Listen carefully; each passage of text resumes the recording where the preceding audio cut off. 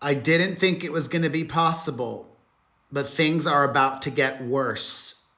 Warning, we are finishing up today's testimony from Mia, not her real name, the former longtime personal assistant of Sean Combs.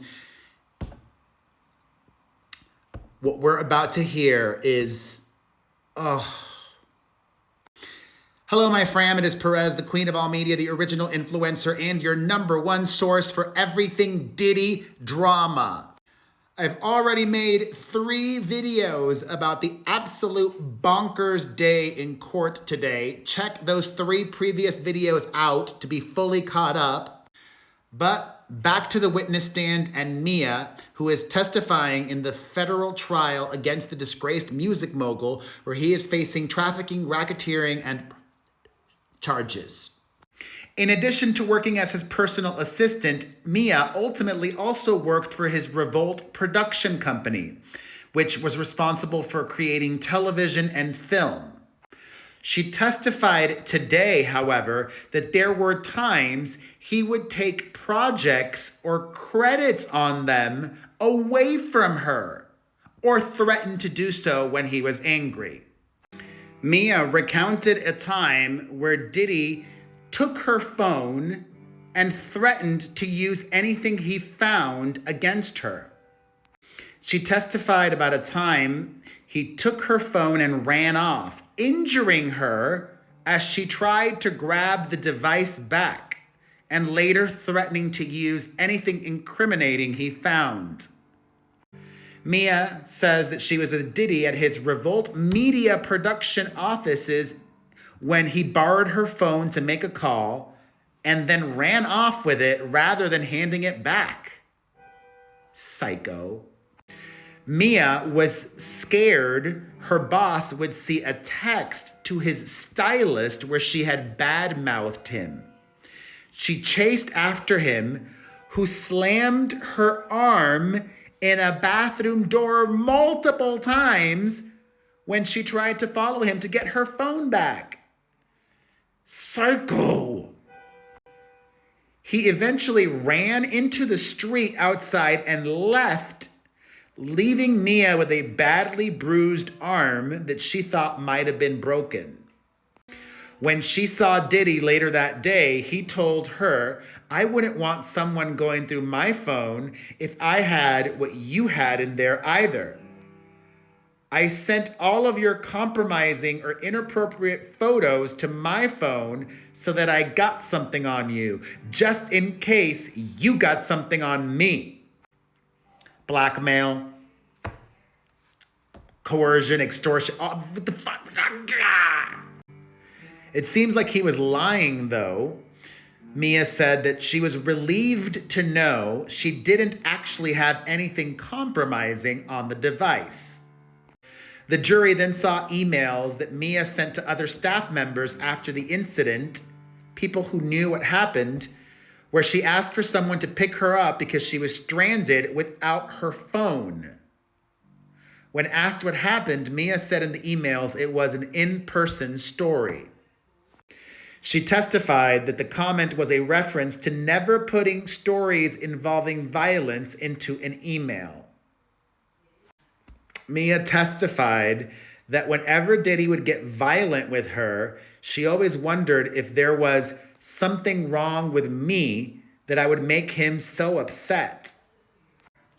Mia then bravely opened up about a time that Diddy sexually assaulted her. They had been celebrating his 40th birthday.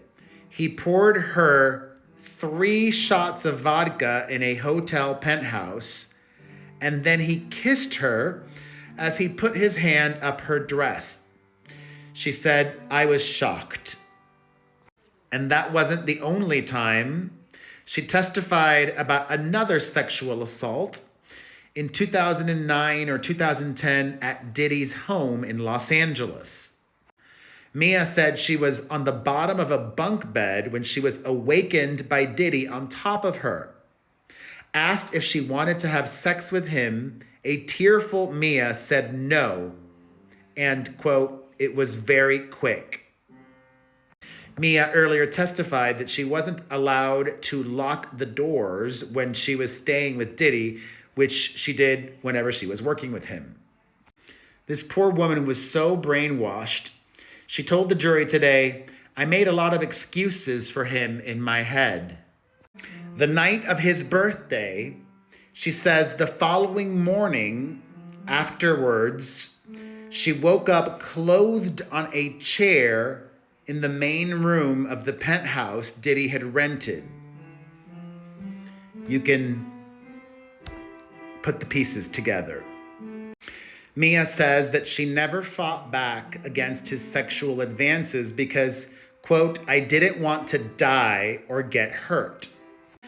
She says that she felt so desperate and terrified and trapped, she feared being silenced, punished, exiled from my second family. So she never reported Diddy to the police. Quote, "I would have lost everything." Mia kept making excuses for him. After that first time when it was his birthday, she thought that Diddy was likely drunk and wouldn't remember it because it was a huge accident. And she thought it wouldn't happen again. Mia thinks that Diddy put something in her drinks.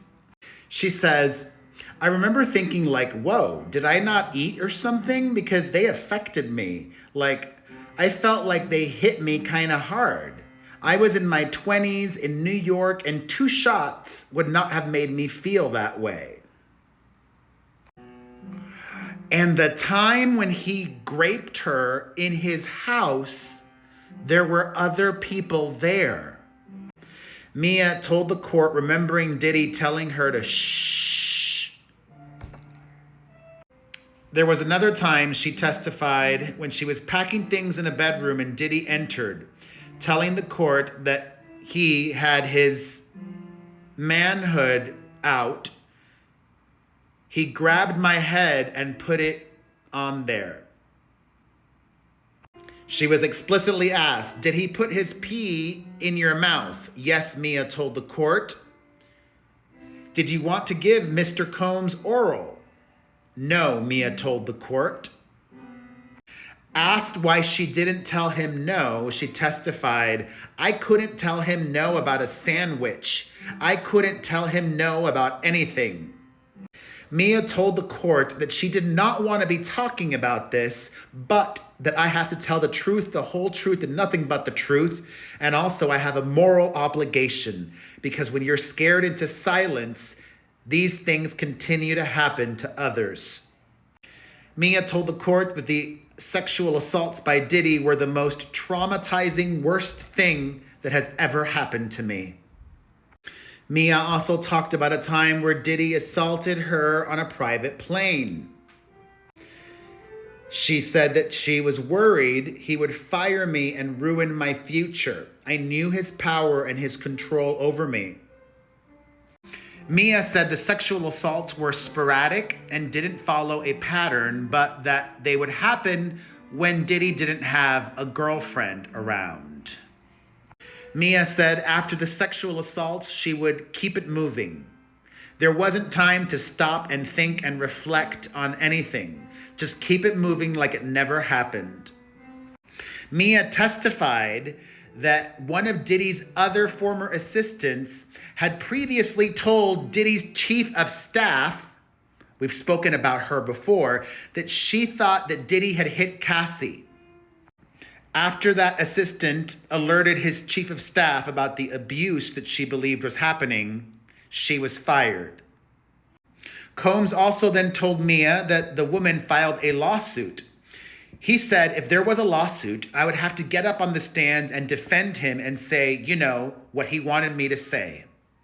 Diddy also threatened Mia that he would tell everybody about their encounters and make it seem consensual.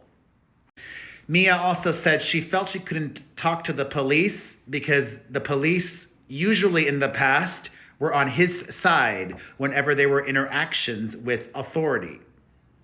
And that was everything from Mia today. but she will be back on the stand tomorrow, and I will let you know all of her testimony. Until then, let's discuss what we've learned now in the comments section.